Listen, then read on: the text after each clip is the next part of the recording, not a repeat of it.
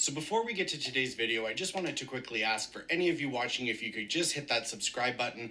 I'm trying to get as many followers as possible just so that I can continue to make more videos and hopefully make a career out of this someday. Thank you very much for watching, and we'll get to the show.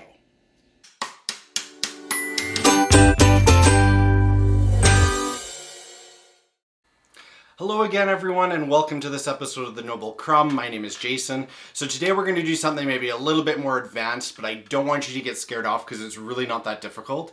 We're going to be making a traditional Danish today, which will involve us making a puff pastry from scratch.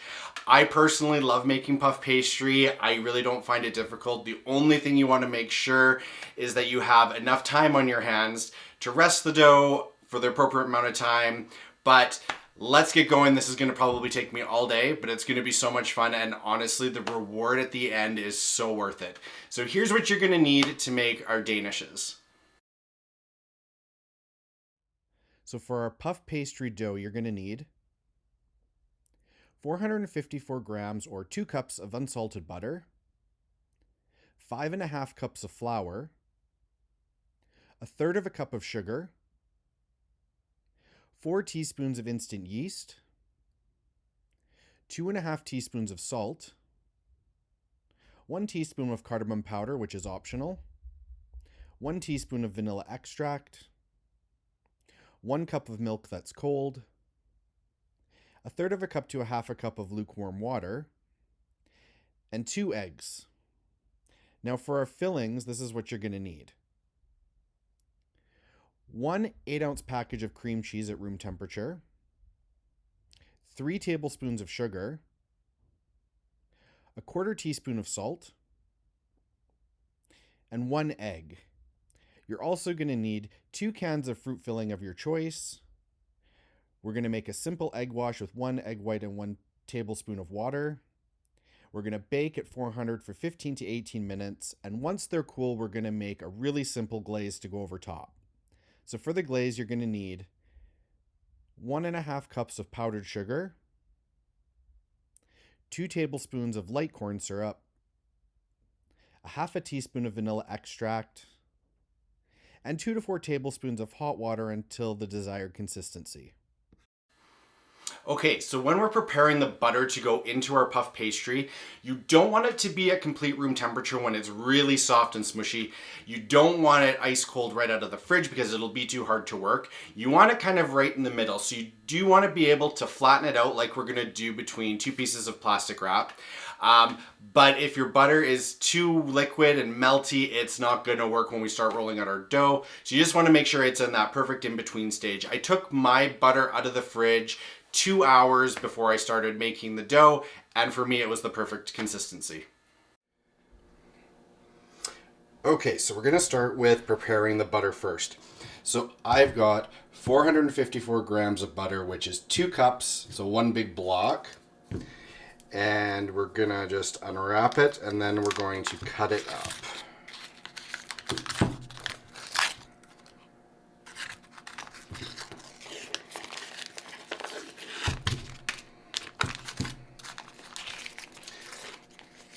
I'm probably doing this in the most awkward way because I'm rushing apparently. Alright, so what you're going to do first is you're going to take your block of butter and you're going to cut it in half lengthwise.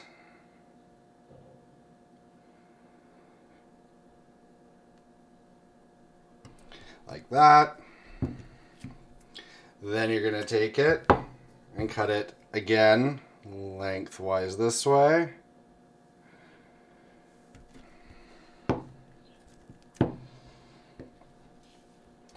So now I've got 4 pieces of butter, and then we're going to do it one more time, so then you're going to end up with 8.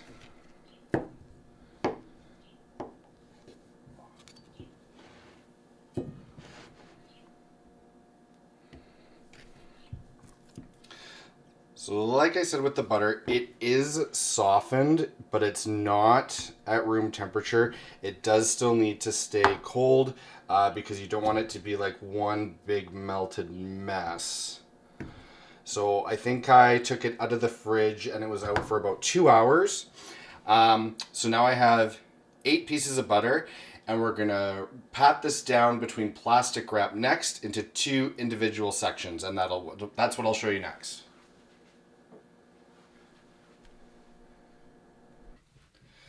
So next I'm going to start by preparing our wet ingredients. I've just got a large liquid measure here that I'm going to add everything to.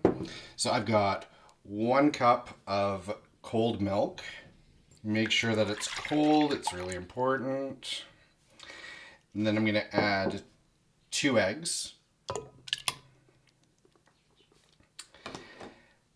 Half a cup of lukewarm water. And 1 teaspoon of vanilla extract.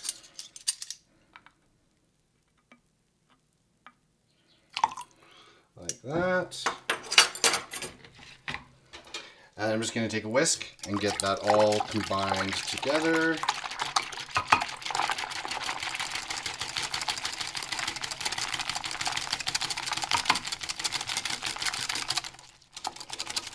And then I'm going to set this aside while I get the dry ingredients ready. So next up for the dry ingredients, I've got my stand mixer bowl here, and to that I'm going to add 5.5 cups of flour. Yes, it's a lot of flour.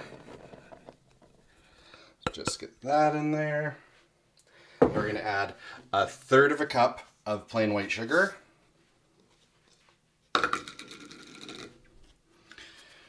4 teaspoons of instant yeast. Now, when I'm going to add the yeast, I'm just going to put it off to the side here before I add my salt. Basically, at this point, if you can avoid putting your salt right onto your yeast, it's best because salt does tend to kill yeast right away. So I'm going to add my salt, which is 2.5 teaspoons of salt. I'm going to throw it on that side. Now, this one is optional. I'm going to add cardamom powder to it. If you can't find cardamom powder or it's too expensive, just leave it out. This is just more for a typical authentic taste. I just so happen to still have some, so I'm just going to add 1/2 teaspoon of cardamom powder to that. And now I'm going to put this onto my mixer stand fitted with the dough hook. So one question you might have is, what's the difference between regular yeast and quick rise yeast? So realistically, the only difference is with a regular yeast, you're going to want to make sure that you proof it in a warm water with sugar before adding it to your dry ingredients. You want to make sure that you're seeing the bubbles and that the yeast has been activated. With quick rise yeast, you technically can just mix it in with your flour and add it straight in with your wet ingredients, and you don't have to proof it beforehand.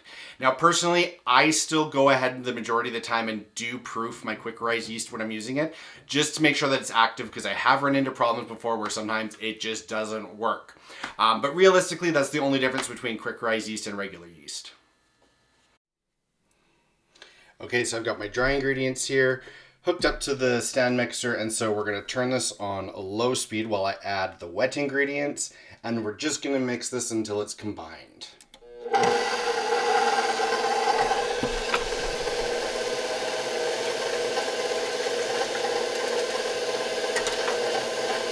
can just slowly start adding in your wet ingredients.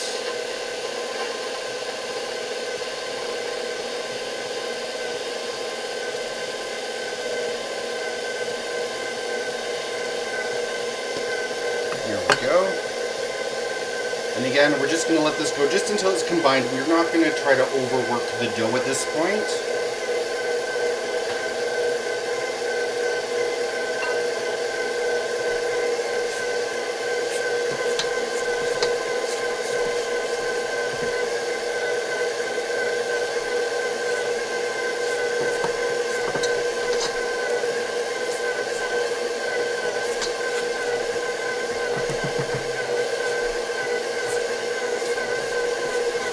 And I usually just scrape it down as it goes, just to help it along.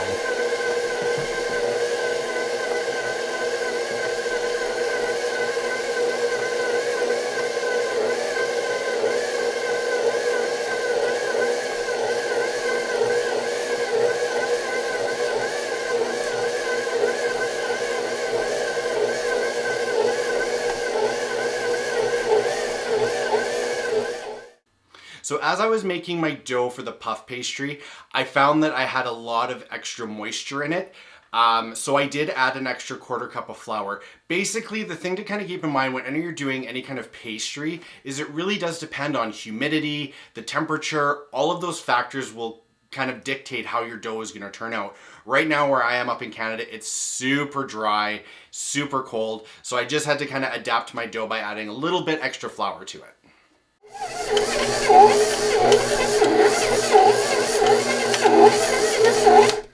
Okay, so my dough's come together nicely and it is gonna still feel tacky to the touch, but I've literally just mixed it until it's gotten to this point. I'm not gonna really go forward and knead it.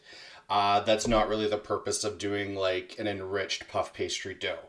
So I'm gonna take this out and we're gonna put it on the table and I'll show you what it looks like. Okay, so I've got my clean work surface here. I'm just gonna sprinkle a little bit of flour down, like that.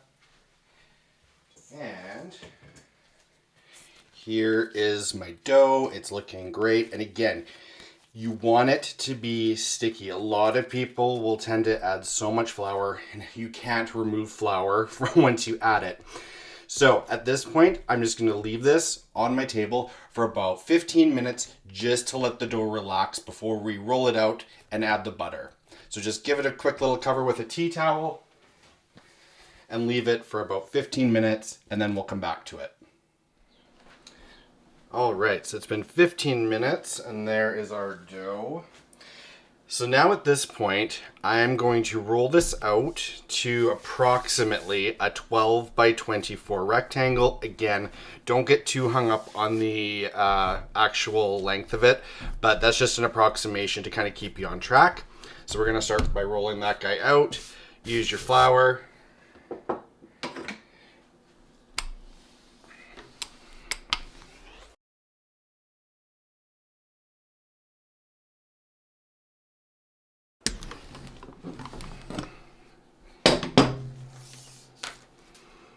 All right, close enough.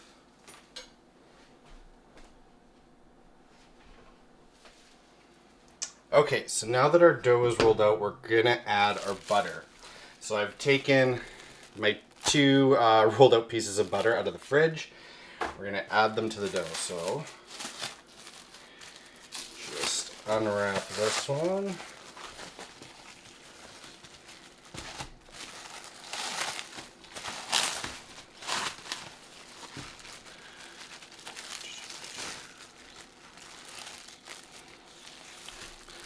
So the first one you're going to place right in the center, or as close as you can get it.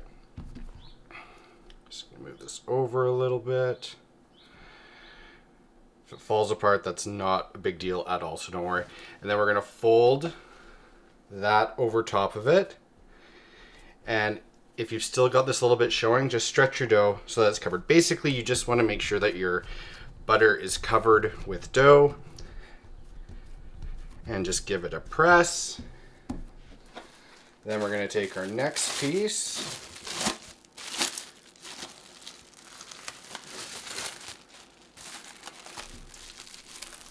And whoops. Forgetting where my plastic wrap is apparently. All right, and we're just going to put that one right on top of it and fold it over again. And I've got a little piece poking out here, so again, I'm just gonna stretch the dough over top and I can just tuck that in there. And now our butter is completely encased in the dough. Okay, so the next step for this is we're gonna roll this out. So I'm just gonna lift this up because I need a little bit more flour on my table here. All right, I'm gonna turn it this way. So now at this point, we're gonna want to roll this out to about a 10 by 24 length dough.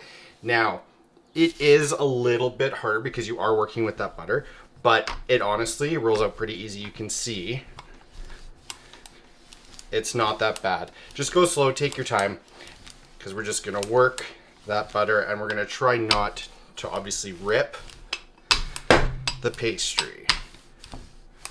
But once it gets working, you're laughing. It's not hard at all.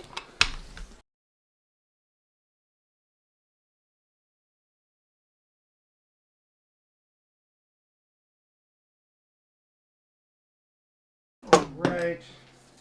Just do a quick check to see where I'm at. Perfect. All right, so we're good. So then once you have done this, you're going to again fold it into thirds on top of each other. Just like that. And at this point now, we're going to wrap this in plastic wrap and we're going to put it in the fridge for about 30 minutes to let it rest. So I'm just going to put a little bit of flour on it just to help prevent it sticking to the plastic wrap. Just like that. And we're just going to put that over top like that. Don't be scared of the dough. Pick it up. Do what you need to do with it. It'll be fine. Just make sure that it's completely covered because once it goes in the fridge, you just don't want it to dry out. All right. Simple as that. 30 minutes in the fridge. Okay. So this has been in the fridge for about 30 minutes now. So what we're going to do is we're going to roll this out again. So I'm just going to take some flour, put it on my work surface, like that, and unwrap the dough. And save your plastic because you're going to need it again.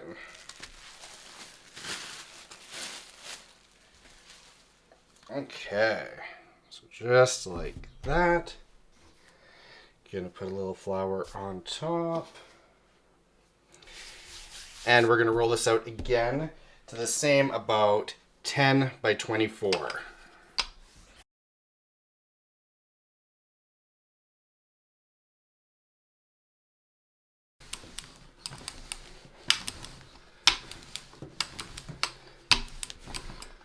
Okay. So now that's rolled out and we're going to fold it again into thirds. Pat it down. And you're going to roll this out again to 10 by 24 one more time.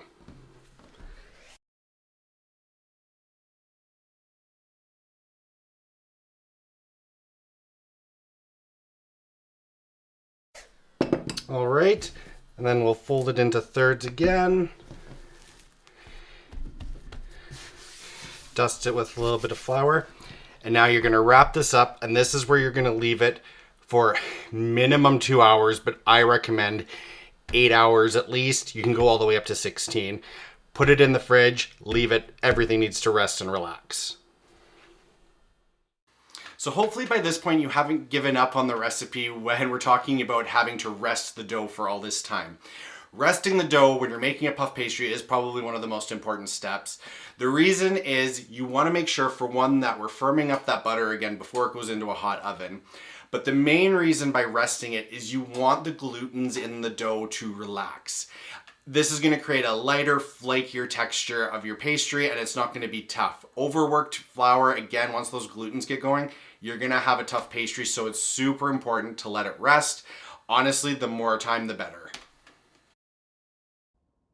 So I'm just taking my dough out of the fridge. It has been resting for 8 hours. And like I said before, it's really important to let it rest, to let the dough relax.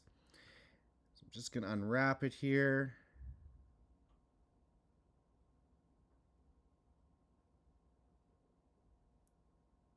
So I'm not going to use all this dough at once. We're going to divide it into 3 equal parts, or as close to equal as you can get. And we're just going to do this a third at a time.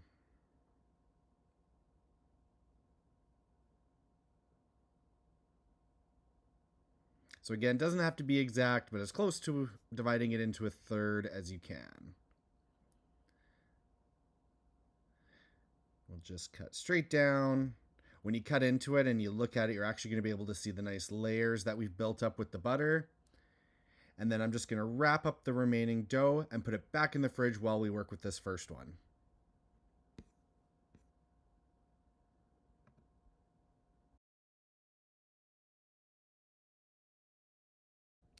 Okay, so I've got my cutting board here and I've just put some flour on it just to prevent any sticking.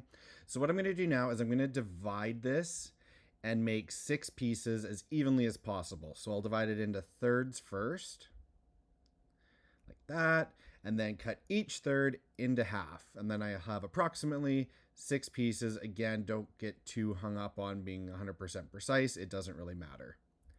So I'll move these off to the side. And I'm going to take my first piece here and you're going to kind of smush it together and create like a ball. And then I'm just going to start pressing from the middle, working outwards. Basically, the middle, we want to make it flat so that our filling sits in there nicely. And we're just going to kind of build up the sides here so that obviously the filling, when we bake it, doesn't run out. Again, precision and making them all look 100% equal isn't necessary here. Just make the best you can, but just like that. Perfect. I'm going to get my pan here that I have covered with parchment paper and sprayed with a bit of cooking oil. And we're going to line all the Danishes up on here and put them in the fridge to rest for an hour. So when it comes to the fillings for your Danish, today I'm just doing a cream cheese and a fruit topping. But honestly, you can do whatever you like. If you want to add nuts to it, you could add different kinds of fruit. Really, the sky's the limit, whatever you think. I've done them even when I've done them savory with like some ham and cheese as well, and they're absolutely fantastic. So feel free, get creative, use what you got, and have fun with it. Honestly, they're going to turn out delicious either way. Okay, so I've got my little food processor here, and I'm going to make my cream cheese filling. So I'm just going to add in an 8-ounce block of cream cheese that I've just cut up into 4 pieces, just to make it easier to mix. Then to that, I'm going to add in my 3 tablespoons of sugar and a 1/4 teaspoon of salt, 1 egg, and that is it. And I'm just going to mix this up with the food processor until it is completely smooth.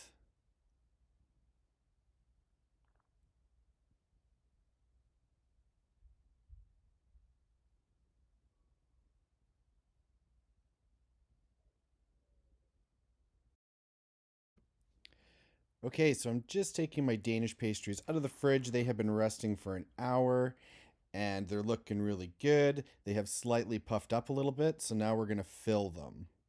So I'm going to take my cream cheese mixture here and I'm going to put a good hefty tablespoon in the middle of each one and spread it around. And again, like I said, you don't have to do it this exact way. You can fill them with whatever you'd like. Just spread around on each one.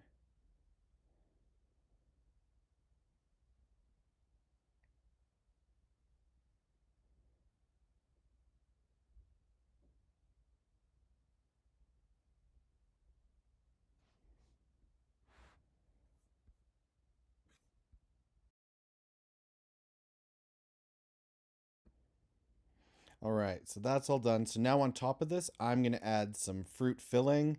So I'm using some canned fruit filling today. I've got cherry pie filling. So I'm going to do half cherry. And I'm just going to put, again, a good hefty tablespoon on top of the cream cheese. Don't have to be overly precise, which I love. All right, so there's the cherry.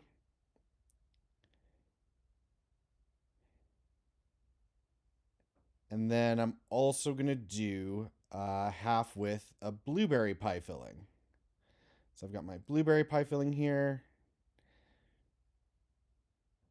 And again, just going to add a nice tablespoon to the middle of each one of the Danishes.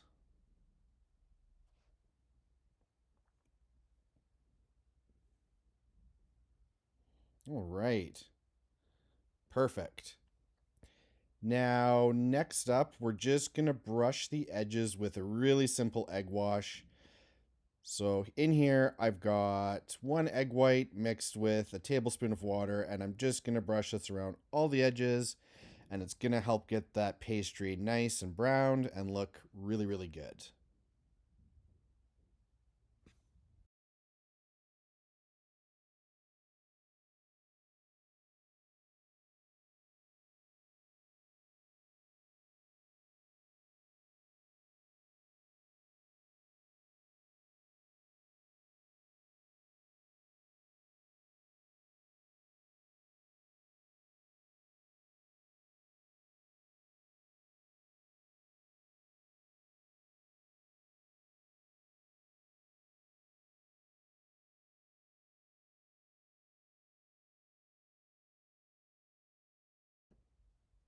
And the Danishes are done. So now these are going to go into the oven at 400 degrees for about 15 to 18 minutes. They're going to get nice and brown, and hopefully they will puff up as they bake. All right, so it's been about 17 minutes in the oven, and my Danishes are done. Look at that. The pastry puffed up so nicely. It got nice and golden brown. I couldn't be happier with the way they turn out. So now at this point, I'm just going to leave them to cool. I'll leave them on the pan for about 5 minutes before I move them to my cooling rack. And then once they're cool, we're going to add some icing to them. But they look so good. So I'm going to make a really quick and simple icing to go with our Danishes. So I've just got my liquid measuring cup here, and I'm going to add to it 1.5 cups of powdered sugar.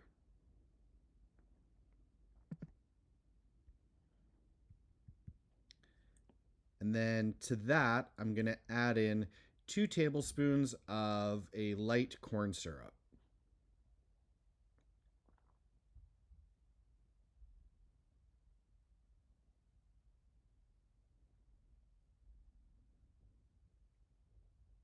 All right, and just scrape that last bit in there. And then I'm also going to add, just for extra flavor, just about a half a teaspoon of vanilla extract.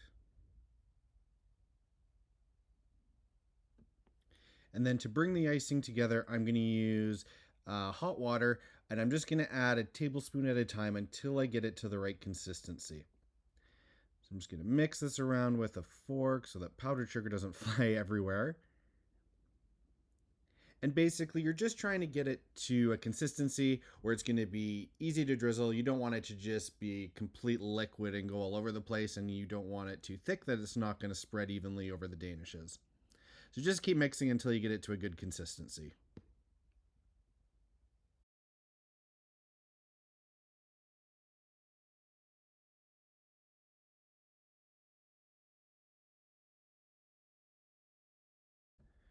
All right, so I'm going to quickly show you how I'm going to ice these Danishes. So I've got a couple of them on a cooling rack with a pan underneath, and I'm just going to take my icing, give it a mix, and with the fork, just slowly drizzle it all over the Danishes. You can add as little or as much as you want. I find that by adding an icing, it really does help bring out the flavor of the puff pastry. Because there's obviously not a lot of flavoring in it, it can be a little bit bland. But this just brings out the flavor of everything. And by just doing a simple drizzle like this, it just makes them look so good. And you really didn't put a lot of effort into the decorating part, which I love as well. So just finish it off here. Yeah, these look so good. I hope you guys really get to try this. All right, you made it to the end of making Danishes. I know it's a bit of a long process, but hopefully you guys aren't going to be scared of trying to make puff pastry now. It really isn't that difficult. Again, you just got to have the time. And I do think that the end result that you get is quite rewarding and the taste is fantastic. So thank you guys again for joining me on the Noble Crumb. Please like, subscribe, all that fun stuff. I can't wait to hear from you. And we'll see you next time. Bye.